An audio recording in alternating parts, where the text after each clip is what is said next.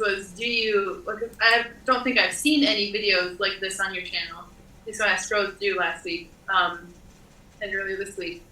But my question was going to be, as you continue to do these types of videos, if you're going to put them, so they did the INFJ identification video, and there's one other, like how to spot XYZ type. Right, yeah, I do want to continue doing those. I don't ever tape the paid typings like this one because that's not for my purposes, it's for your purposes. So and but I did ask if I could start recording right now because we're enjoying chatting with each other, and I thought I'd make a video if you were down, and given the fact that you're an ESTP, I figured you probably would be down. This is Sarah. Hi, I'm host Eric. Welcome to Talking to Smith People. This is Sarah. She's an ESTP. I just typed, and she came in with a very TI using fear. She was afraid that she was an ESFP. So I think we've settled the fact that she's definitely not an ESTP. And if you can see on the screen here, I've got these links to some TI tests that I gave her, which she passed with flying colors. So clearly an ES, and just demonstrative of an ESP in general. So what were we talking about a second ago, though? Before I started introducing? We had a couple of different kind of conversation threads going. So we were talking about Kimberly's various, middle or maiden and current and previous last names. Boring topic. Yeah. We were talking about the chicken T-shirt. We were talking SI. about the channel itself, and SI too. It's like that's what it always paid off at first for me, was a sense of, this is pieces of myself that I'm keeping, so I have my little autobiography or whatever. That matters to somebody who's SI seeking. It probably doesn't matter a lot to you. I don't know. You tell me. How much do you care about having an autobiography of shit that's already happened to you? I have to write it down, otherwise I'll forget, because I don't care. It really doesn't manifest itself. Like, I don't know what type my mother is. I don't care if she watches this video and hears this. Yes, I don't think she will. But anyways, she keeps a very detailed log of various things that happened to her in her life, especially the negative things. And she's caught up on them as much today as she was the day they happened to her, or whatever. I don't even have to write that shit down. So that gets frustrating, because to me, once I experience something, I process it, and then it's laying to rest in my garden of discarded memories. Okay, so your mom sounds like an SI tool user, either ESTJ or ESFJ. Which do you think? I don't think she's an ESTJ, because she is very much so involved with how she feels, and she has strong values that don't seem to align with the ESTJ's TE, right? Yeah. Yeah, she seems much more oriented to the feeling side of things than she does to the dictative TE type.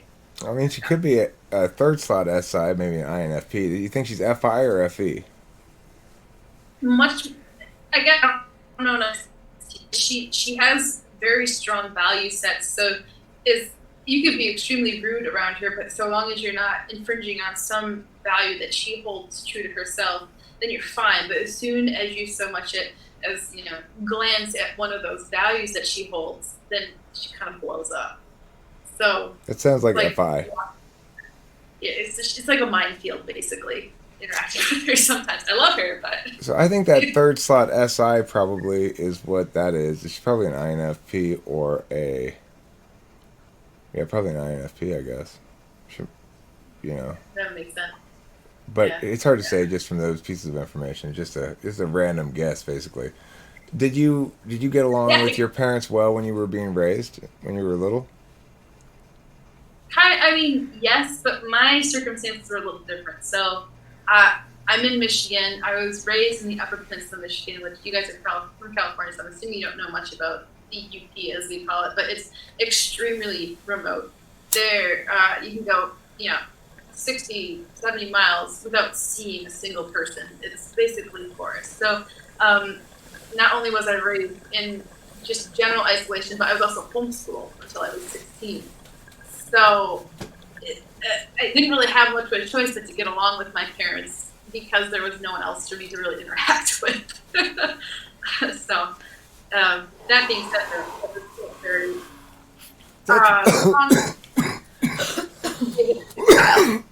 Sorry. What was it like when you finally stopped being isolated like that at 16? Did you go hog wild? Yeah, I wish. No, I didn't. People terrified me at first because I didn't know what to do with them. The infrequent incidences where I did interact with people when I was a kid led to me being an absolute asshole because I guess I was very antagonistic. I was kind of a bully. I'd get into fights, and that would just kind of lead to my parents saying, "Wow, you can't be around kids," so further isolated. But once I started high school at the age of 16, and for the first year, I was absolutely terrified of other individuals. But my senior year things, I kind of got the hang of how to be a human and how to make friends. And once I realized that people, you need to be nice to people in order for them to be nice to you, things were fine. So it took a bit to get there. So, when you earlier had some difficulty with somebody, you had some interaction, it didn't go well. How did you post-mortem that interaction? How did you think about it after the fact? That's a great question. So afterwards, it was very much a learning process. So at first I was like, well, man, they suck. I don't like them. They're in the wrong. But over time, you start to kind of get little tidbits of, well, maybe if I'd done this differently, then this outcome would have occurred. And then, after that was like, this is how I want to handle the situation in the future, because now that I've implemented some of those previous thoughts of how I should do something, I can move forward and actually make this social interaction go the way I want it to, instead of trying to, strong arm it in a negative way. We were talking about that yesterday. It took a Kimberly? Weren't we talking about that yesterday? Somebody asked me the question, do you ever think about how you go into a situation and then how you, like, somebody was saying that they think about how they can do it next time differently to adjust. I don't remember who was. Do you remember that conversation? I think we were in the car. Maybe I was saying that's what I do. I don't know. No, somebody else was asking if we do that, and I was saying I guess I kind of do that in work. Oh, it was Sheila. It was Sheila. Oh, it was Sheila. Okay, well, the thing is, what I find interesting about that is the distinction that I'm drawing from how you would approach that from ESTP and ENTP. Because you're saying, like, you think back, what could I have done differently, or how could I have dealt with that differently, and then adjust going forward to have a better manner of doing it going forward. Whereas I think an ENTP would postmortem that by going, here's where I was wrong in my TI defensibility, and go rather than what I did or how it played out. If it played out badly, we'd think, okay, well, where was I wrong in my words? Like, which of my words can I not defend? And if I could defend all my words, because I almost never would have a problem where it's something that I did. It would be something I said. Yeah. Where she says it was something that she did, and I can relate to that. Like it sounds like she was trying to win friends with her fist. It sounds like. Right, but she was also admitting to herself that she was possibly wrong, and could have taken a different approach. Whereas you're saying, I'm going to continue to take the same approach, but just go about it differently. Well, I think it's the same. It's the same thing on a different plane. But first of all, let me confirm. Do you think that that's true? That you would make a distinction yourself? Like, yeah, I'm more the doing you described rather than the talking you described. Yeah, it was much more doing, because when I was homeschooled and we did live with other kids, I got into physical fights fairly frequently. Of those, infrequent times that we did meet up, I'd say, half of them ended up with me a physical altercation between myself and the child. That's not how you make friends, as it just so happens, as a 10-year-old. Now, would that usually start because they'd say something and you wouldn't say something in response? You just like hit them or something? Well, I was very aggressive in general. So if someone was teasing me, instead of teasing them back and being lighthearted about that, I'd chase them down, and it would end in a scrap. So usually I was very quiet, as a child, and that someone would say something, and that would be my innate response. It's to just attack. Just to be clear, Kimberly's talking about Sarah's chicken. God, she's so cute. And I said she's so fat.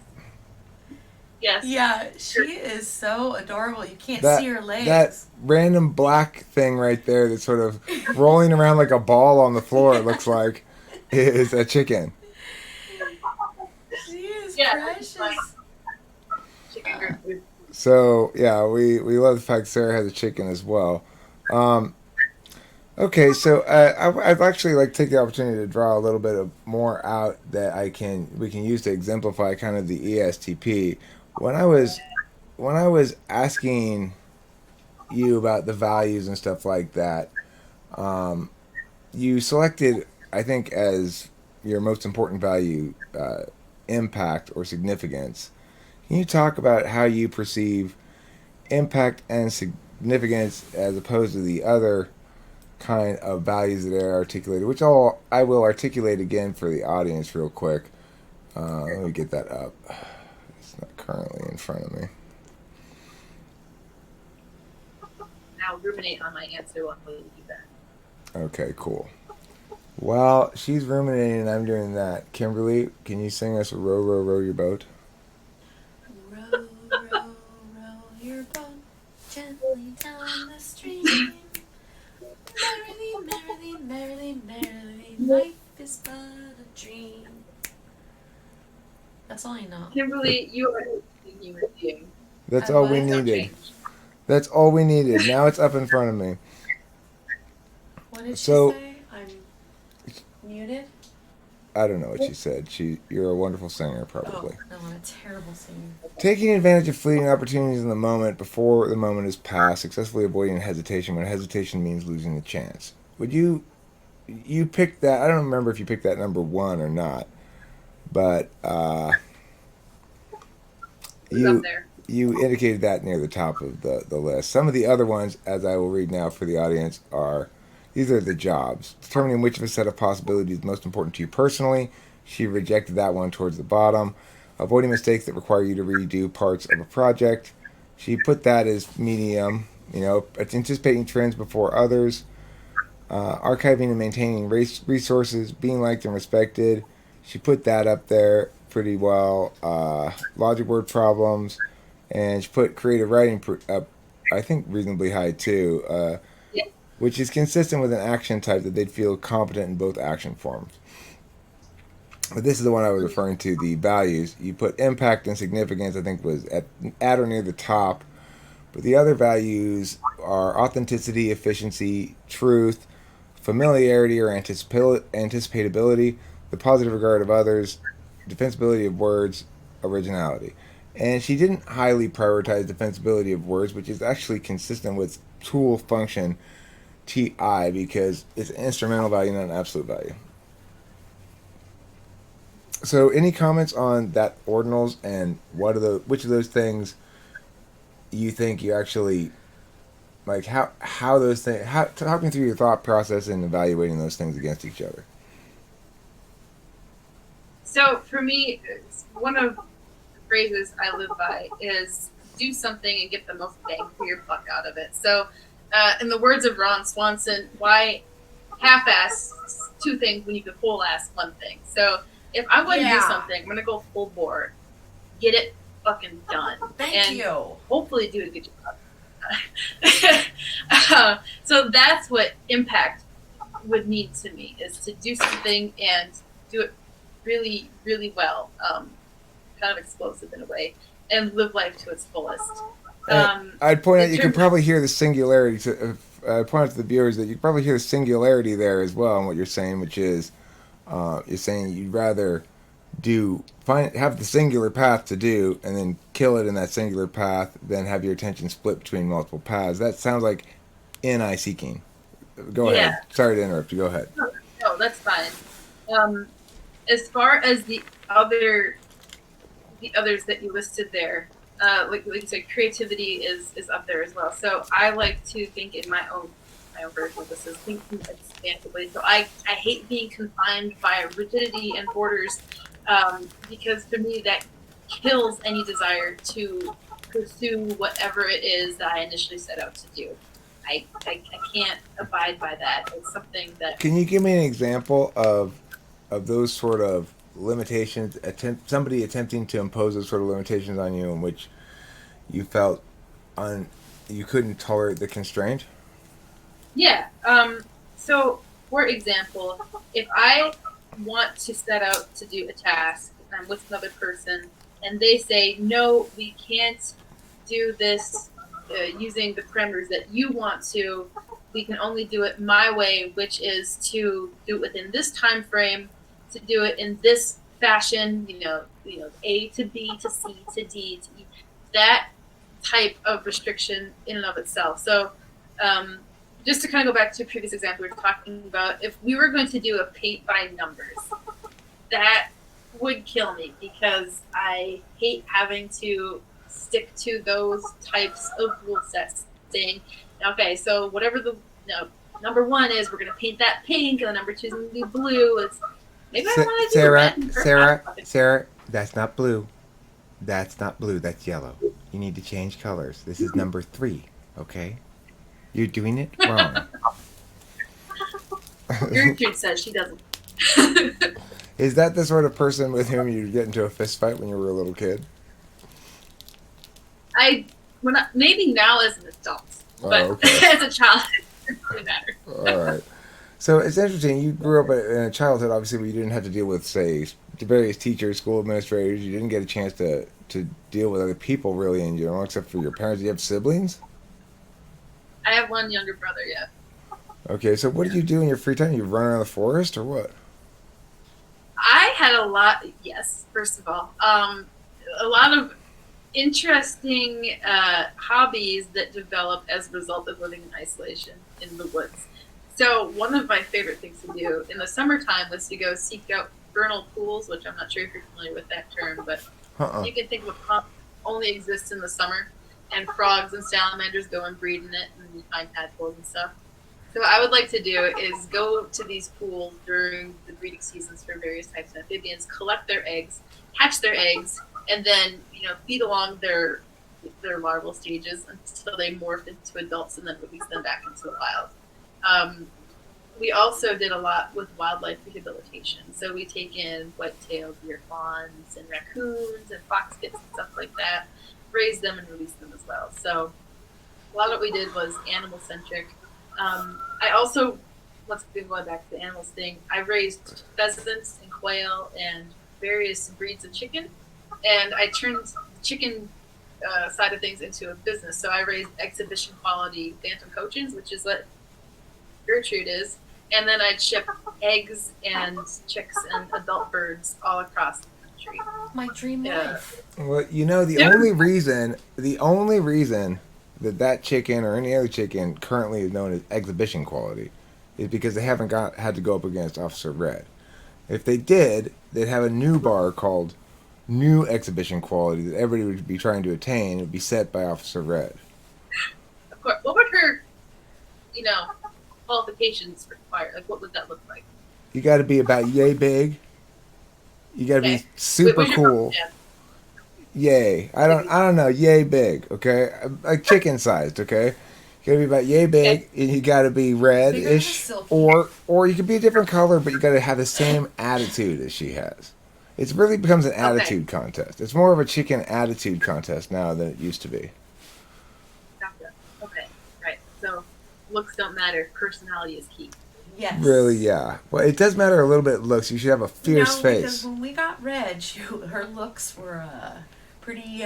Well, she wasn't exhibition. She wasn't exhibition quality back then. Now she is. She was so tore up when we got her. She had no feathers all on the front of her. Or the just back. all Her bald. whole butt was Oh, bald. no, her back was okay, but her butt was bald and her chest was bald. She and thin. Yeah. But anyway, she's good now. She looks like a big plumpy. Big plumpy redhead. Okay, so that's interesting. Did you actually show chickens in contests? Yeah, I did. Yeah. So I raised blue and black model cochins and exhibited them in Michigan and parts of Wisconsin.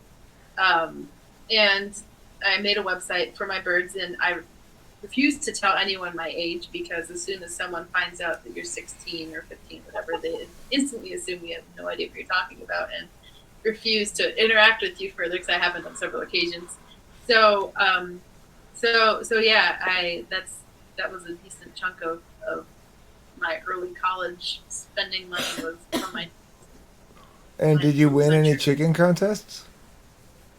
Absolutely, yeah. Actually, so typically when you show birds, the ones that win are the single color birds. So the blacks, the blues, the whites are like the top 3 colors. But, what about red? Red actually is a more complicated color because you have to get the color right itself. You can't have mealiness or spotting or black streaks. So if you pick up Officer Red right now, you look at her feathers, I'm willing to bet they're going to be there's a certain lack of uniformity throughout them. Not to mention, it's not just feathers that matter, but you have to consider body shape, tail position. Can you please get Officer shape. Red? I need to know. I gotta have a full assessment. I gotta have your professional assessment of Officer Red's red. Because I bet you're gonna look at her, and you'll be like, oh my God, this chicken is gorgeous. I can't hear you. Probably. Oh, now I Probably. can. Okay. I can't see her. Okay. She's coming. No She's more. probably. Mm-hmm. Okay. Now look, I'm not saying that in her current, now that she's been injured and she walks kind of gimpy, she's gonna lose a point or two for that. Okay, but this is the thing. She's got blue coat on her. You don't pay attention to the shit that Kim sprayed on her when she was injured. Kim, for unnecessarily sprayed the shit on her that stops other chickens from pecking her. No, it's an antiseptic spray. Okay. Blue coat. Do you know How many chickens have you got? One. I had 5. Yeah, we got rid of the other chickens because Kimberly overreacted to a letter we got. All right, now look. Oh, totally. She's beautiful, all right? So as an individual, Officer Red is a magnificent specimen when she's to no one else. But she'd lose the chicken contest? Is that what you're saying, Sarah? Yeah, she'd probably be disqualified. Disqualified. I bet you she'd talk her way. Disqualified? Do you hear that? Officer Red, why are you flapping so much? Why disqualified?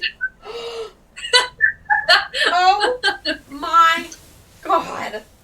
What color legs she got? Are they white or are they yellow? Let's show her legs. They're white. They're kind They're of white? They're kind of yellowish, whitish. Alright. They're not terrible. But if you were going to show an exhibition quality Rhode Island Red, they'd have a body like a brick. They would be a mahogany color, and they would have a feather with a slightly darker lacing at the periphery of the feather, whereas an Officer has a very nice kind of like yellow-red color. She's gorgeous as an individual. She's not deep red. She's yellow red. Sure. Okay, but she'll be the presenter at the Chicken Symposium. Of course. Yeah. Of course. But Okay, well, as long as she's special, that's the important thing. Well, there's no doubt about that.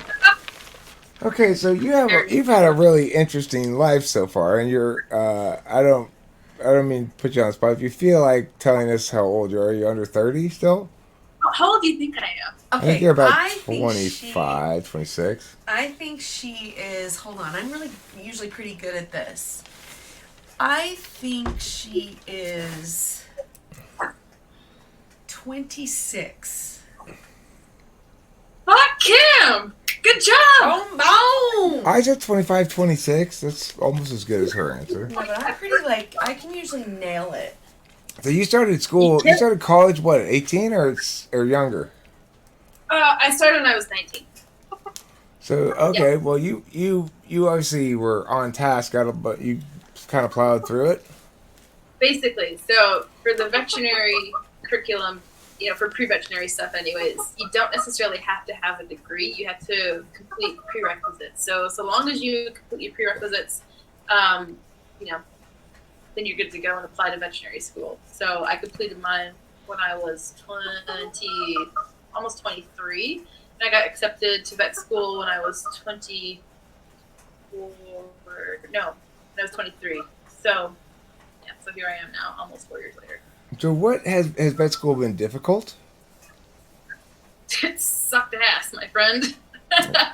Yeah, it is very rigorous. You're typically looking at between 20 and 23 credit hours per semester, 5 days a week, looking at about 30 hours worth of actual class and lab period, and then typically whatever your class/lab hour schedule is, you double that for your total time spent a week, either in class or studying. So it's like a 60-hour-a-week gig for 4 years.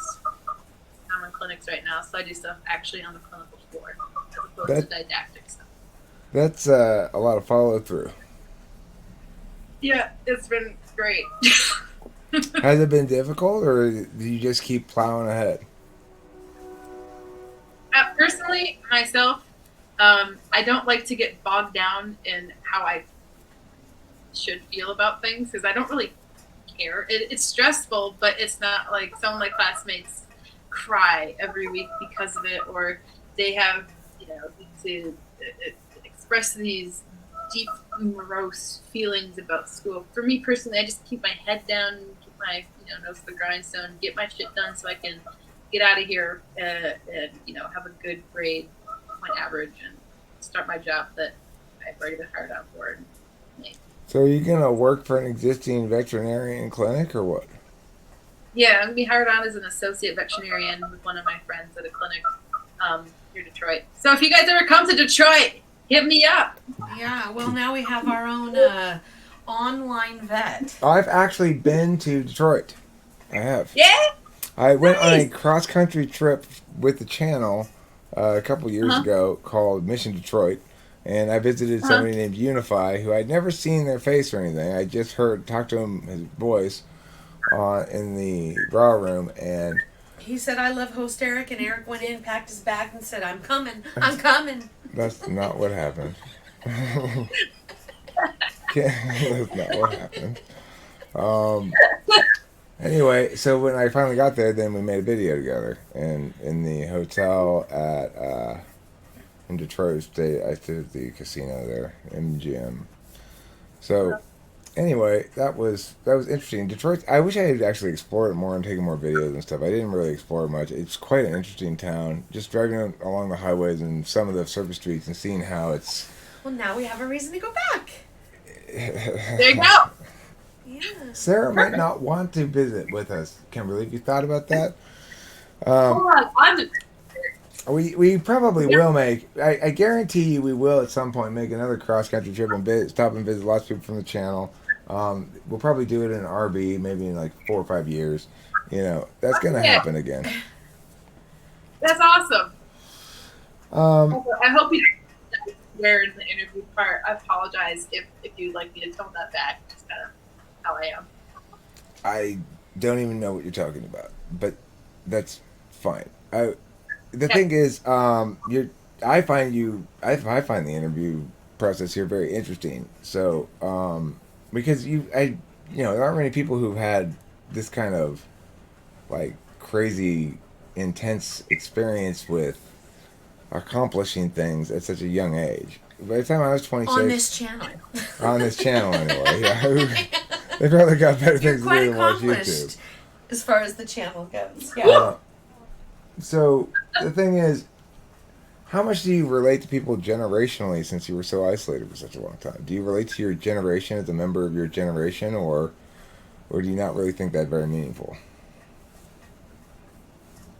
I guess I haven't quite thought about it in such parameters. It's more, if I were to generalize, I would say that people are really sensitive, within my age range and that more than anything annoys me, which isn't nice. I don't tell people that they annoy me because they're being sensitive. It's something I usually keep kind of under wraps. But I find people have a hard time dealing with difficulties in their life as opposed to thinking of ways to better their situation or to alleviate themselves from whatever their issue is.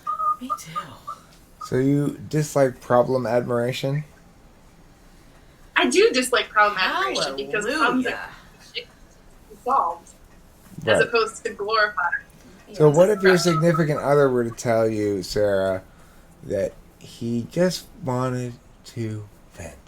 I just want to vent to you about how I feel. And I don't want you to solve my problems. I just want you to listen and commiserate. Because I value him as a human being, I'd be happy to do so. I've been in situations where people, it's almost like emotional masturbation for them after a certain point, and they come back to that same thing they've vented about 20 times over, and they use that to get some type of gratification out of it. And at that point, I'm burnt out on it because I can only listen to it without saying something for so long before I want to pull my hair out and do something to make them face their issue and take care of it and resolve it. So, What does your shirt say? What does your shirt say at the bottom? I can't read it. Drop what? Drop it like it's hot. let's see. Drop the bass. Drop the bass. I see it's a chemistry pun. Yeah. Chemistry. Is it chemistry? Yeah. Yeah. Acid, bases, So- beers and shit. All right, so I have a theory that TE goes with chemistry, and TI users are going to dislike chemistry. Is that not true? Well, personally, is talking about organic or inorganic chemistry. I didn't. I don't. I'm not specifying either. I'm not really that aware of the difference. So inorganic chemistry deals more with elements in their various forms. So, like sodium, all that kind. Anyways, organic chemistry has to do with carbon-based chemicals. So, for example, benzene rings and that kind of crap, methane, propane, et cetera, et cetera. I had a hard time with inorganic chemistry at first. Math isn't my strong suit because it's just not something that jives with my brain. Algebra is not something that I pick up easily. So you needed to do that to calculate moles of crap and whatnot. Versus organic chemistry is more trying to figure out how two chemicals will interact with each other to create an outcome, which I found to be much more easy to think about because it was like a concerted dance as opposed to a rigid structure of how things have to actually happen, have an outcome. I don't know. I Girl, see. you've got it going on. That's very. I think that's very TI. You know, it's like TI people are going to prefer any TI or possibly. Did you do algebra and geometry? Did you do geometry? In high school, I did geometry. I did trig in college, and I liked trig a lot. Okay, which did you prefer between algebra and geometry? Can I say I like the idea of geometry more, but I hated them equally. Okay, so I wonder if geometry is specifically appealing to any TI rather than just TI, because geometry asks you to do proofs, to creatively generate ways to establish something without, like, it's sort of the jeopardy of math. It's like, here's the answer, now prove it. Yes, that I'm thinking back because that's going back good 10 years ago now. Thinking that coming up with those proofs was something that I found to be interesting, but the actual algebraic component was awful.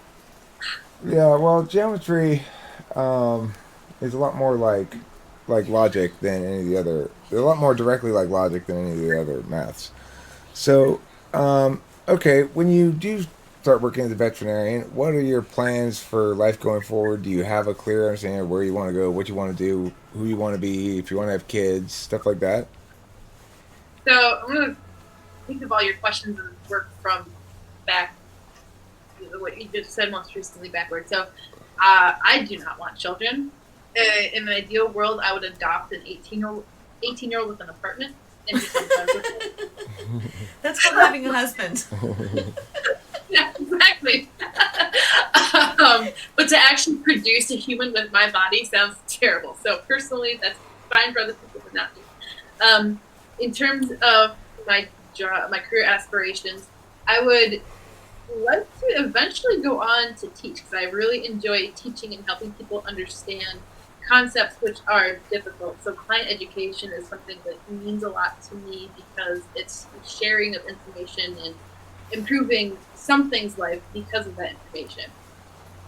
So like for example, when I was in my undergraduate part of life, I was an organic chemistry tutor. I love doing that crap. In terms of what I would like beyond the outside of my career for myself, I want to continue my artistry. So before the interview started, I was telling the wonderful host Eric how I pursue watercolors and acrylics. So I want to continue that and expand my business with that.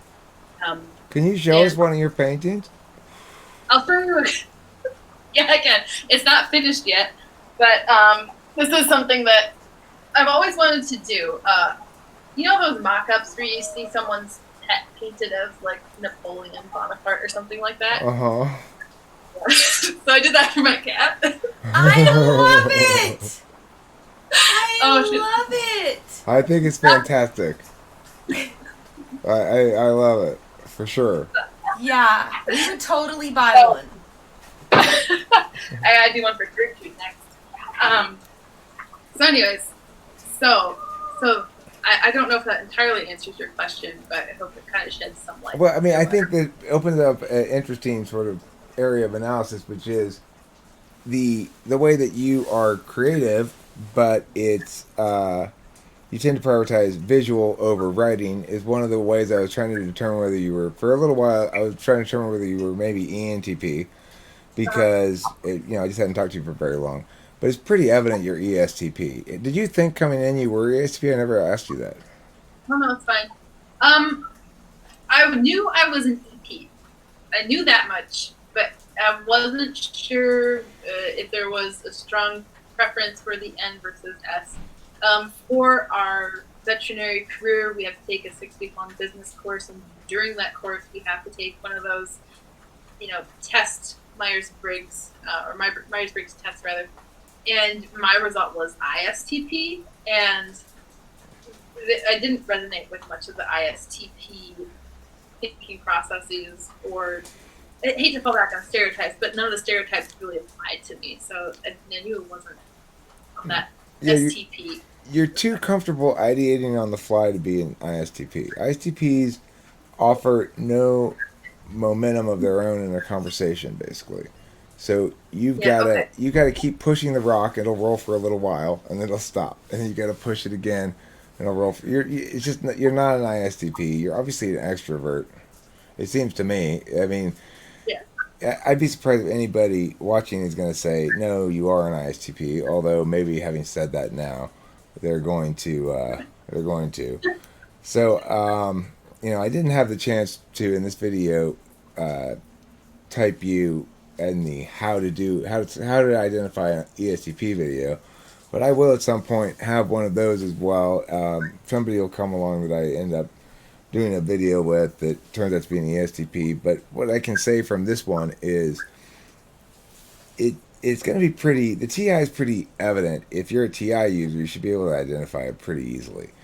I could tell before I gave you any of the TI stuff that you were a TI simply because of the way you were coming into things with objective self-criticism rather than trying to confirm something you believed, and the way you just sort of approached everything as like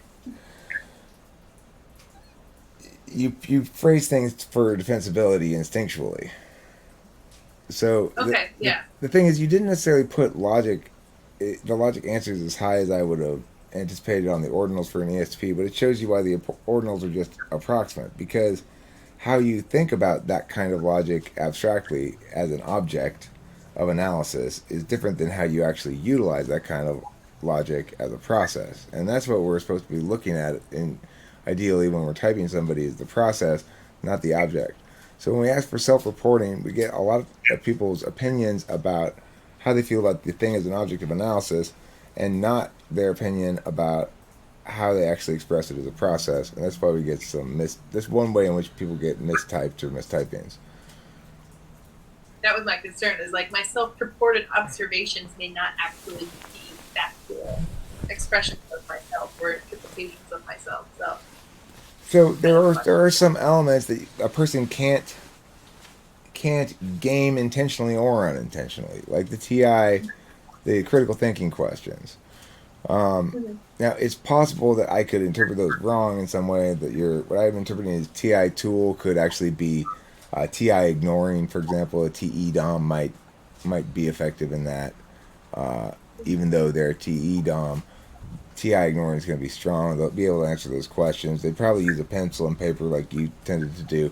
There are reasons to think, okay, well, this person's TI answers are consistent with TE. But one thing it definitely would eliminate would be TI polar. And so I was able to eliminate that as a possibility. It seemed pretty clear that you're an SE DOM, not a TE DOM, by everything you said, everything you seemed to be about. And also it seemed pretty clear you're FI polar. Now that's a difficult one to test directly. What do you think about that? If you were going to come up with questions to test directly somebody's introverted feeling, where it is in the stack, if they're blind to it or not, if they were an ESTP or an ENTP, basically, what would you think about asking, or how would you try to identify that?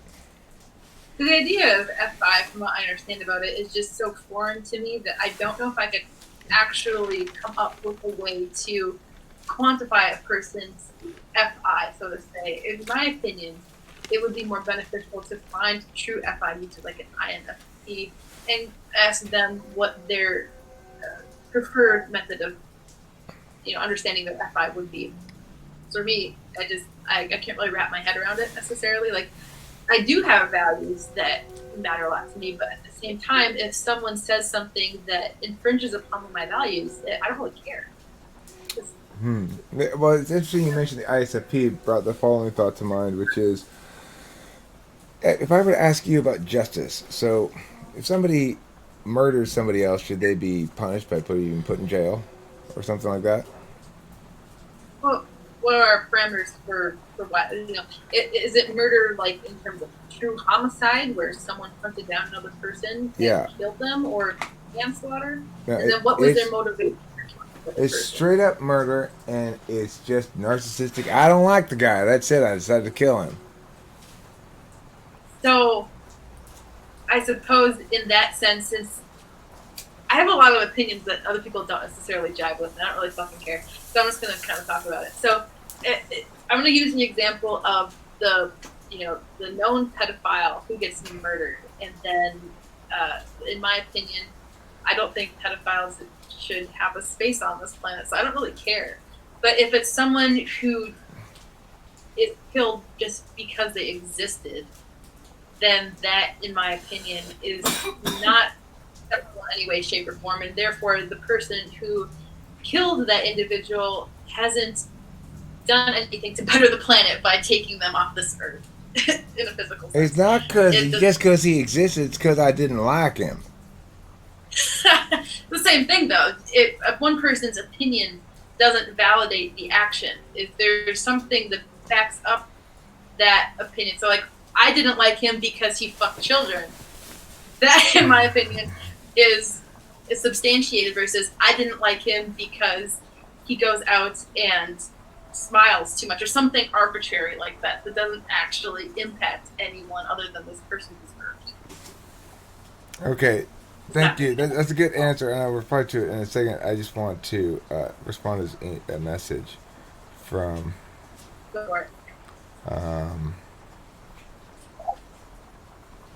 my client's mom.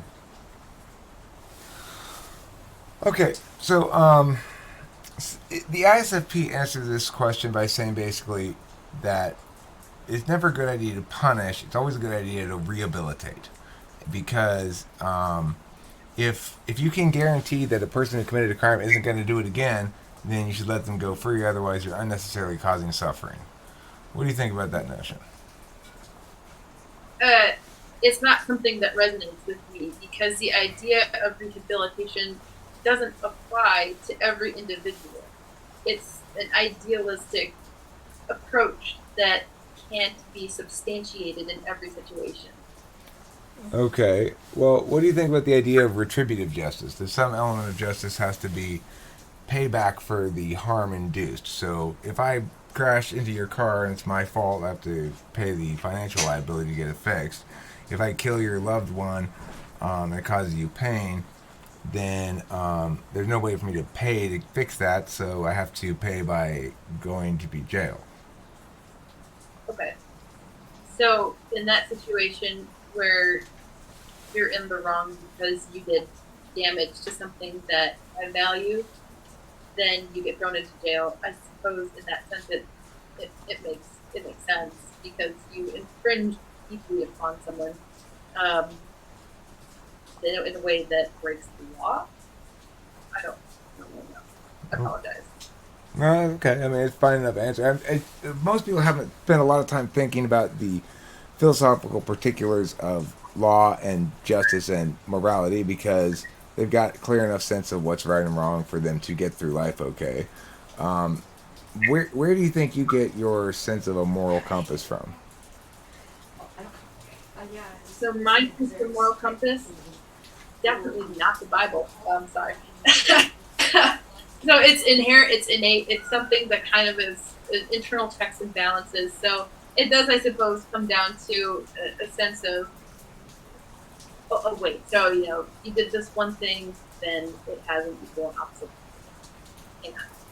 I don't really know exactly. You're trying to return things should be at equilibrium, and to the extent that things are taken out of equilibrium, they should be returned to equilibrium. That's basically what I'm thinking, but you articulated it much better. That's actually not my. That's actually not my articulation. That's Taylor's articulation, and he's an ESTP. Oh, okay. Well, Taylor is saying what I'm trying to say. Okay, so I mean, I think that's probably a common ESTP perspective on things. I sort of share that perspective. I'm a little bit more mushy with the whole thing, possibly because NE versus SE or something. But it's consistent with certainly TI tool and FI polar, I think, because what you're looking at there is a question of how much do you prioritize the individual's experience versus how much do you prioritize the disinterested calculus. The disinterested calculus is going to say what's fair is fair, and we should do what's fair. The experiential calculus will say we have to reduce suffering in every instance. It doesn't matter what happened before. We have a choice to cause suffering by punishing this person or not cause suffering by not punishing them.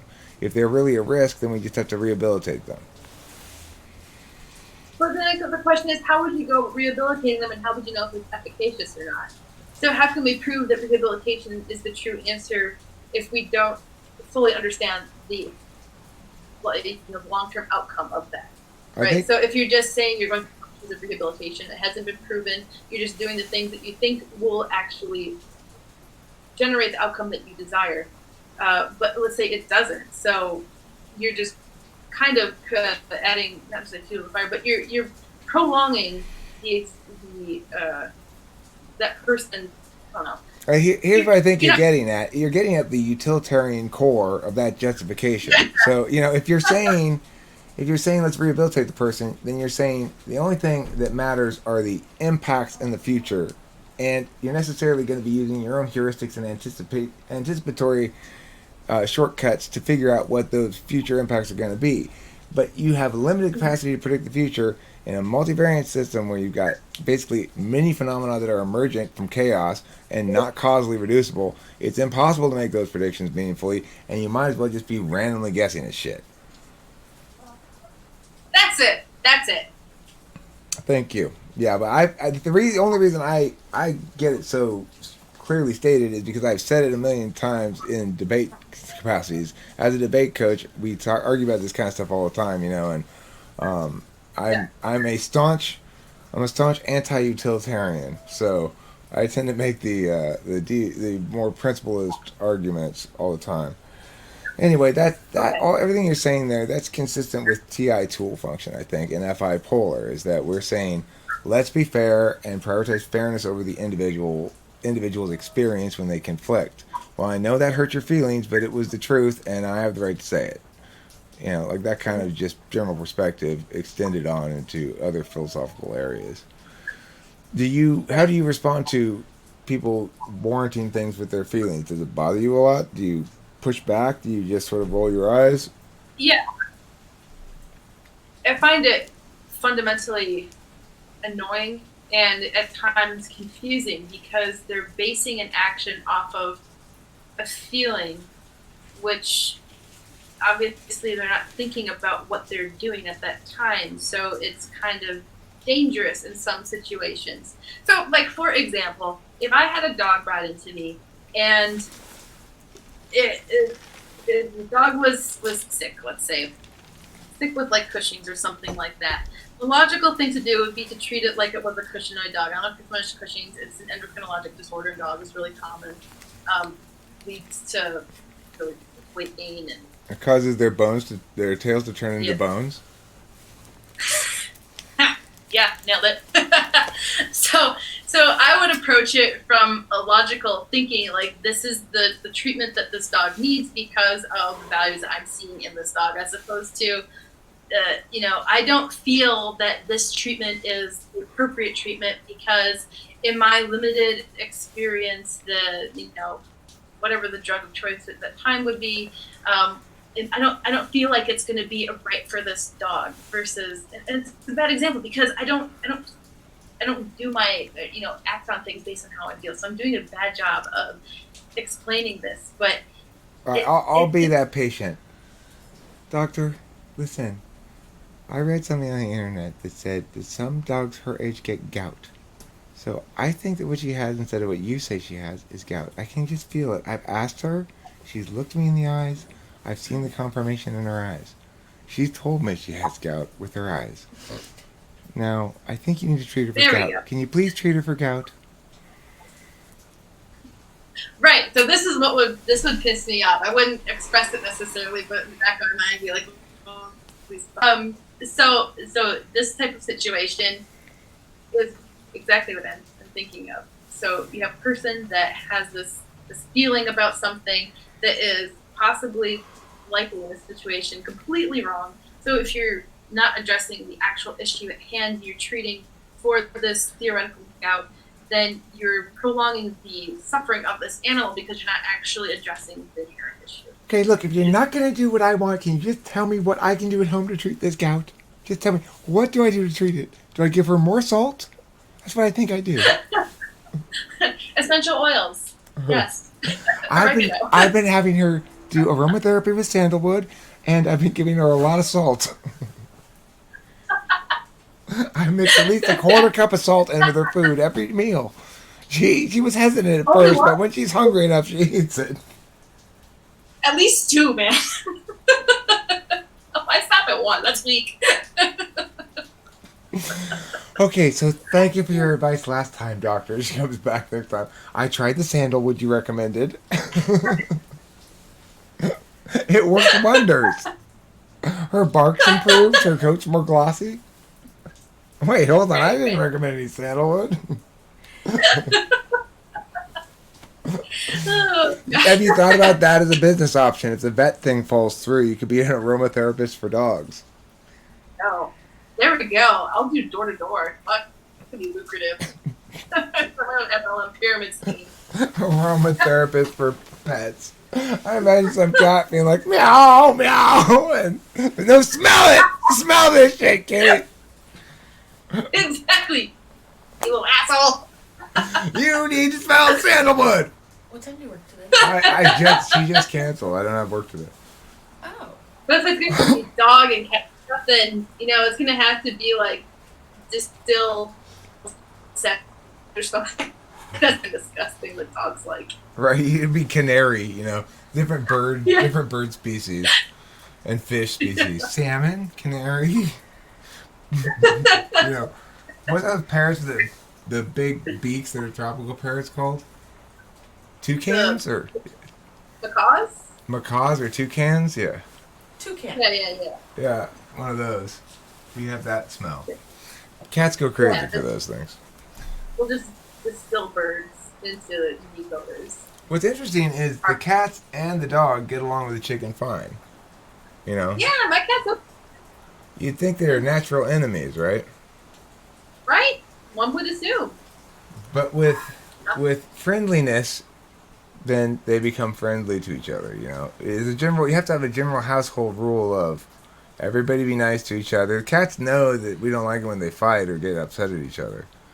You know, Right. They kind of look, oh shit, you know, Eric's over there. I hate to throw my flip flop at Violet when she'd get all attacky on Pee Pee. Because when we first moved Pee Pee in, this other female cat that we have, Violet, she wasn't having it. And she, for like a whole year, basically, she was just like, okay, you are not allowed to be here. And eventually she got the message that, okay, now we're at peace. At a very stern peace. They don't like each other. But they respect each other Yeah. a little bit better. It's a woman thing, I guess. We do have 5 cats. How many? 5? 5. We don't really have 5. We have 4. One new stray cat keeps coming around, though. And this new cat that Delilah's already named, Otis, has started coming around and eating the cat food that Kimberly leaves willy-nilly all over the place for the wildlife and such. So that's why we have a 4.5 cats now, is Otis. Otis is uncut male and wants to hump our fixed females. So he's not going to have any luck with that because they don't have any uteri or whatever.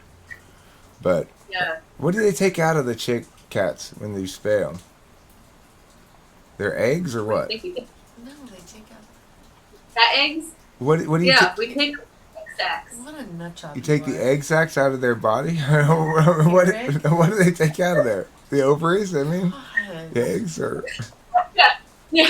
The serious answer is you take out both ovaries and then the uterine horns and body. Cats have a uterus that's shaped like a Y and ovaries. So you just take that shit out. No more kitten sacks.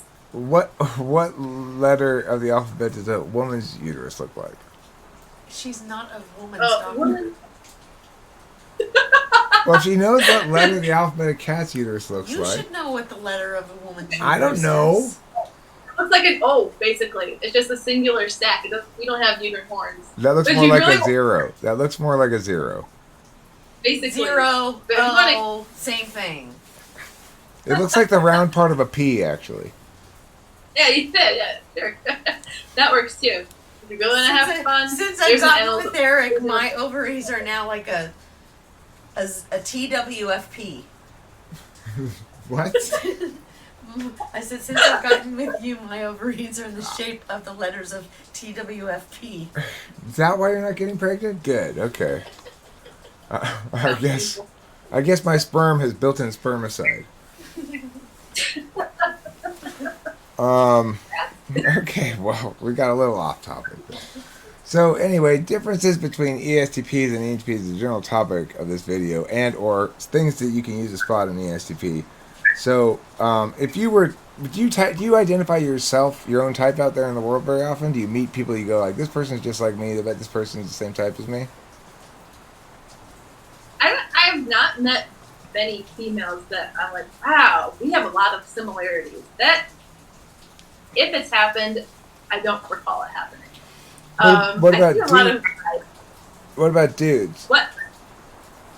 Dudes, so, yes, I get along better with men than I do with women in general. But I also, you think of the typical ESTP stereotype, and I don't resonate with that at all. But I can appreciate that in a lot of guys that I meet. But once again, I don't resonate with it, so I don't really think about how similar we are when I meet a guy. I think it acts like a typical ESTP. All right. Well, you said you're with you think an INTJ.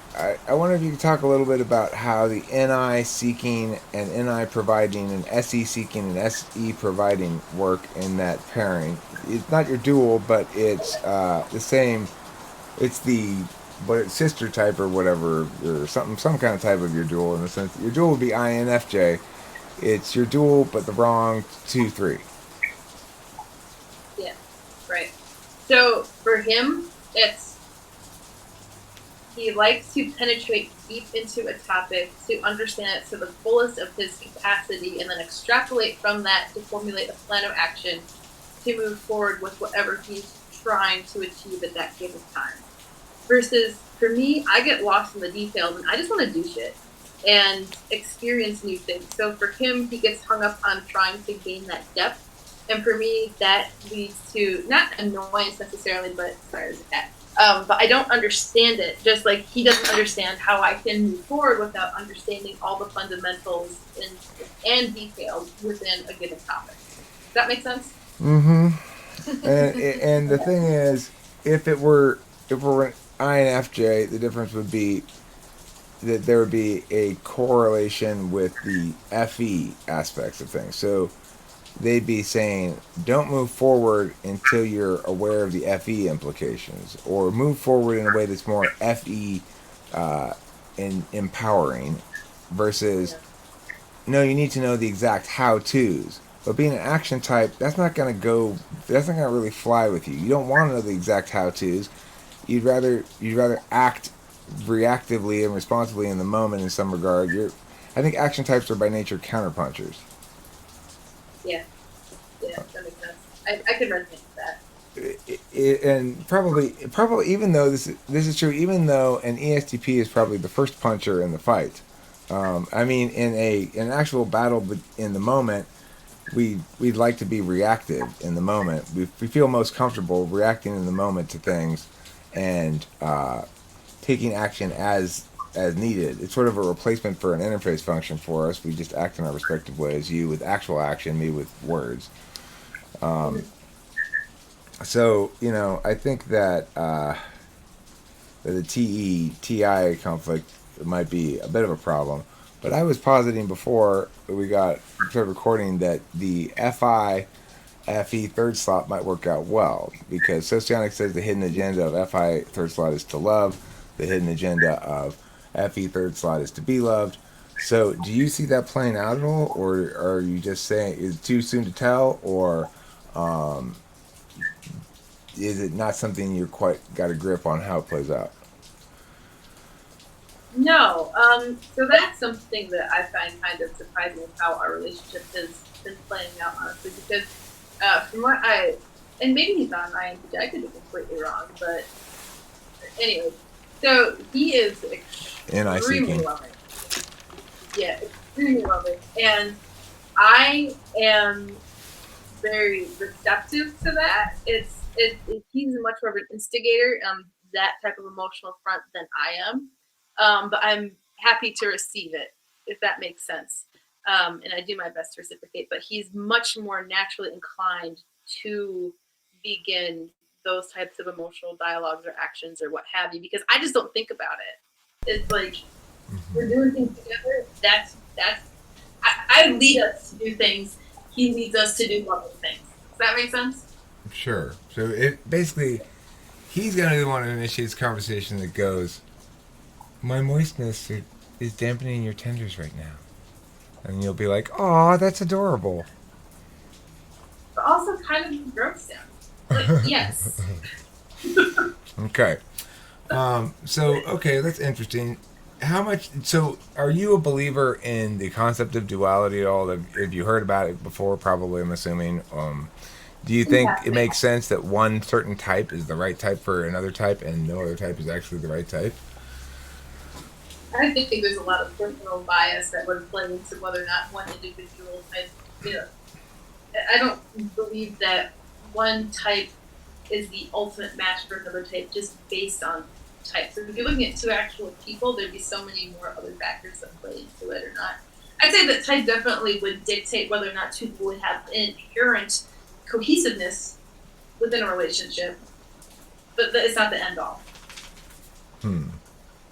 Yeah, I mean, I think I'm a little split on it myself, and I do believe in duality for Alpha Quadra, but Beta Quadra, I think, plays that differently. One of the differences between Alpha and Beta purportedly is how egalitarian or democratic a person is. So, if Socionics is right, and I tend to agree with him on this point, but maybe you'll disagree, I don't know, then I have less of a tolerance for hierarchy, or some people having more status than other people, and I tend to be more democratic in my interactions with people, sometimes to a fault even.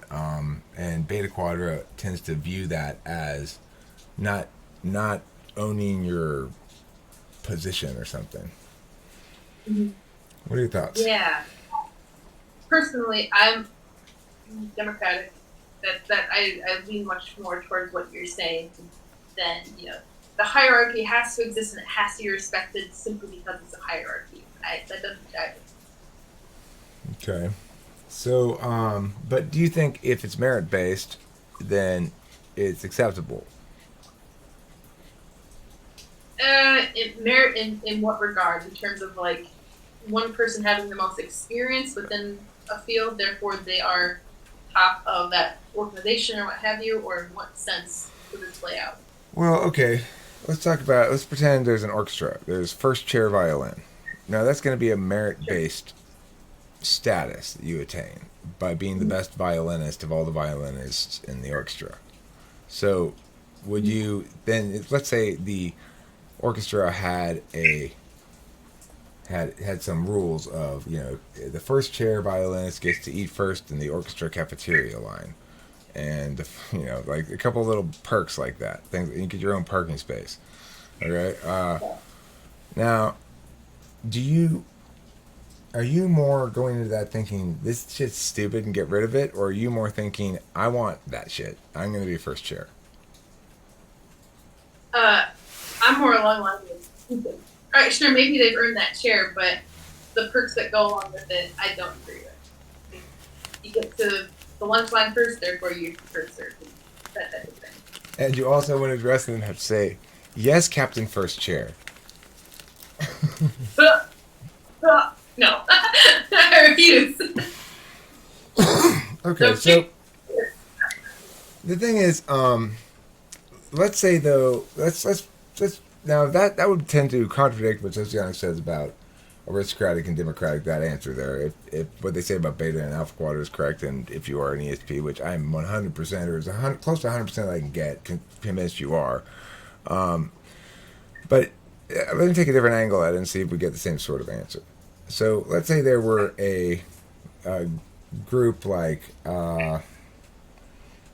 let's say I don't know, a blog or something that you participated in, and then there was like some inner circle of people who met together and talked about things, and then there was an outer circle of people who didn't get involved in those conversations and stuff like that.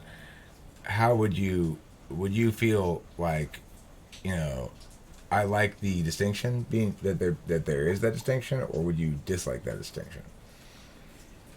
It would go beyond that to determine whether or not that inner circle has anything valid to add to that group versus, if they weren't knowledgeable or they weren't benefiting the blog in any way, shape, or form, then it wouldn't make sense to. Let's say it organically emerged. You're part of this group that organically became significant enough in that fashion to differentiate between inner and outer circle. Would you want to see that initiation occur? Would you be comfortable with a sort of blending of things, or is it still too difficult to determine? Well, it goes back to there are factors that would be inherent to this that aren't being accounted for in this scenario. So my gut reaction, just on the information provided, is to say let's not be exclusive because other members may have a lot of, many valuable insights to add to this to make it better overall. Okay. What kind of FE do you like? And I can give you examples if you want. Okay. Please. Okay, so you can get FE examples or things like, affirming comments on a YouTube video is one sort of positive FE, where they're saying, I like what you've done here. I think it's a good video. Then there's stuff that's directly at you. It says, I like you. You're a person who I enjoy spending time with or watching or something. Then there's FE that is like a formal announcement or something. Like, you get this medal for being best veterinarian student or something.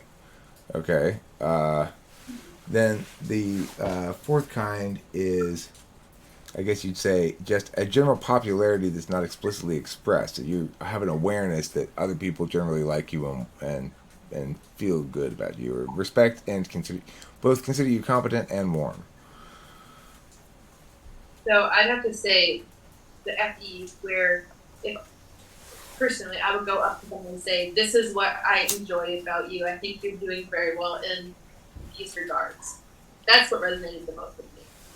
When people say that to you? Yeah. Okay. To me, or how I approach people. Okay, so you like affirmation regarding something you're doing or have done. Yes. But how much energy do you direct towards thinking about giving others affirmation for the purposes of making them feel good, encouraging them, or other stuff like that? Unless I see a need for it in the moment, I generally don't. Or if I know someone who's going through a particular issue where I think they would benefit from hearing that, then I'll think about how to best approach them with that information. Oh my God, Sarah, I am a shitty cook. I messed up the eggs again this morning. What are you gonna say? If they are, then it's like, that may be true, but that doesn't actually affect No, you're not a shitty cook. You're a great cook, Darlene. I love your cooking. Like that, Sarah. It's supposed to be like that. You're getting it all wrong. Like, yeah, you fucking suck at cooking, but you know where you excel in these other areas of your life. I've been wondering for a long time, why does she keep attempting this thing that she's so obviously terrible at? Today, hopefully, you've learned your lesson, young lady. You're a waste of time and resources in this particular subset of interest of yours. Let's give up the ghost and move on to something else.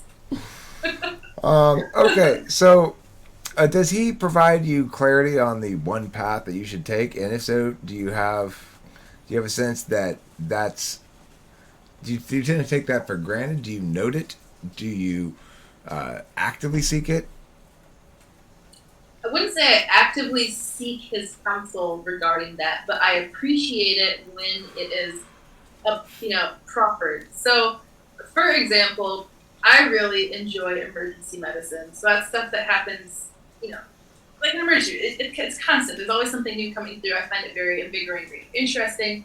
Problem being that it doesn't, and this is my bad statement, I don't care. It doesn't bother me when things have to be euthanized. Like, it's often the better outcome versus something. I had to kill a chicken. I had to cut its head off. It didn't bother me either. I had to wait until Kimberly came to terms with the idea. I didn't. Yeah, that's versus a lot of my classmates. It really emotionally impacts them. So even if it's absolutely indicated and it happens, they're not like, boy, this is for the better. They're like, oh my God, it was euthanized. And I don't get that. So that's been a point of consternation for me because, it's kind of like, not a hive mind, but there's a certain subset of preferences within the student body, my class in particular, and it's 95% female. So if you have a different opinion than them regarding emotionally charged topics like that, it becomes very annoying to deal with because they think that, what's wrong with you, and are you a psychopath, and maybe, I don't know. But anyway, Sarah's filling the syringe with the poison. She's going, it's a beautiful day for a ball game. Come here, kitty. It's a good day today. Yeah. Exactly. But I was telling my boyfriend about this, and he was like, I was like, it doesn't bother me in the slightest, and I really enjoy this, but I can't really tell you this other than him because he's an emotionless robot who just exists. And he was like, well, that's a good thing to know because, this is a sought after job field and it makes you much more marketable because the burnout rate in veterinary medicine is very high. And it's actually, we just beat out dentists recently for highest suicide rates as professionals. Go us. Congratulations. Congratulations. Yes, it's great. Finally, we're winning at something. So insights like that where he can say, this is actually a good thing. How can we utilize this to best serve you?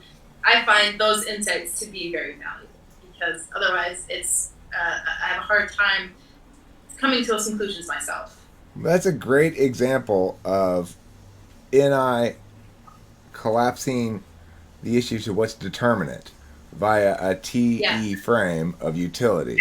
I mean, it's a great example, and it makes me think he probably is an INTJ, But it also is a great example of how FI polar can come in handy, because it doesn't bother you to have to euthanize, but it has to be done. You don't seek it out. You don't want to go kill animals that don't have to be euthanized.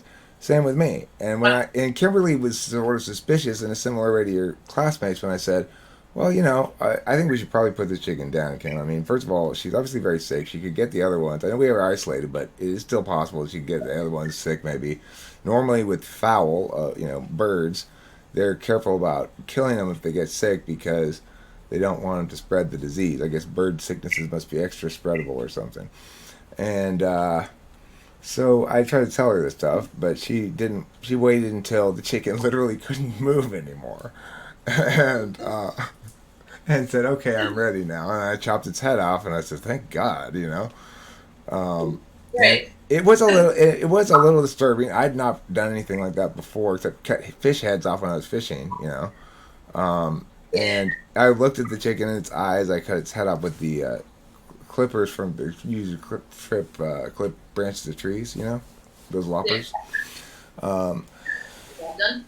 And it didn't really bother me much. And then I put it in a plastic bag. Actually, I had an open plastic garbage bag. I had her sitting in there so that all the blood and everything went in there. I just wrapped it up all tight and put it in the garbage, and that was it. Mm-hmm. It wasn't any big deal. Yeah, it's easy. So that's the advantage of FI polar, I guess. We can kill things without feeling anything. Let's go back to our village of thunder and kill. No, but look, it has to be logically justified, right? So it's like, I would feel bad if I were I would resist strongly if I were asked to put down the chicken I thought had a good chance of surviving. Not that Kim would ever do this, but if Kim had said, oh, we should put down Roe after she'd been injured, I would have said, no, let's give her a few days. I think she might recover from this, because she didn't seem like she was dying. She seemed like she was in pain, and we gave her aspirin, and she was getting better, obviously. So I would have resisted it strongly, Yeah, yes. And I think this is a good example of thinking versus feeling question you were asking me earlier of, if I remember, it relates back to it though. Yeah, it's interesting though. I would feel bad if I logically concluded that it was unnecessary. Then I would feel bad. Like, if I found out after the fact that oh shit, I read this thing that says now note exception. If they show this one single sign, that means they're gonna get better. Don't kill them. I would feel really bad. Like, and nothing would have changed except my TI calculus on the matter. So Right. So true. I have like a point system. So it's like, if you hit 2 points, then you could go. But if you only hit 8 points, it's like, maybe not. So, yeah. That makes sense. All right, well, I think I'm going to draw this video to a close and try to get some other things accomplished today. But thank you very much, Sarah, for visiting with me. It's been a great pleasure talking to you. And thank you for hiring me to type you as well. I appreciate that. Absolute pleasure. Bye. Have a good night. Thanks for watching.